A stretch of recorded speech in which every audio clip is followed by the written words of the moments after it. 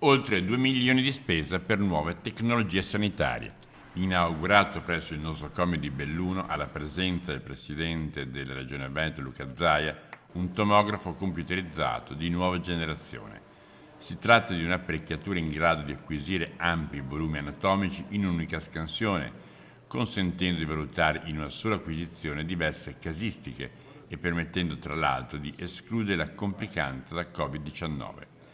Tale tipo di funzione è possibile solo con apparecchiature di ultima generazione con almeno 8 cm di scansione e che non necessitano di terapia farmacologica per ridurre la frequenza cardiaca del paziente che vi viene sottoposto.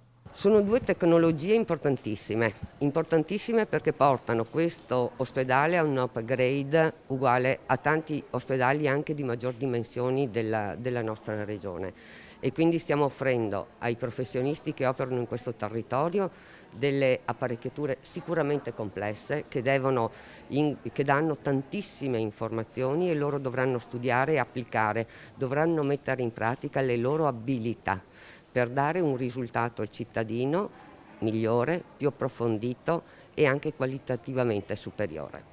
E poi l'aggiornamento evolutivo di uno dei due acceleratori della radioterapia mediante l'accoppiamento con tubi radiogeni, in modo di ottenere sia immagini planari 2D analoghe a quelle radiologiche che acquisizioni tridimensionali di elevata definizione, consentendo una maggiore e sensibile precisione della registrazione delle immagini acquisite. Novità che permettono di portare la radioterapia di Belluno ad uniformarsi con gli elevati standard regionali.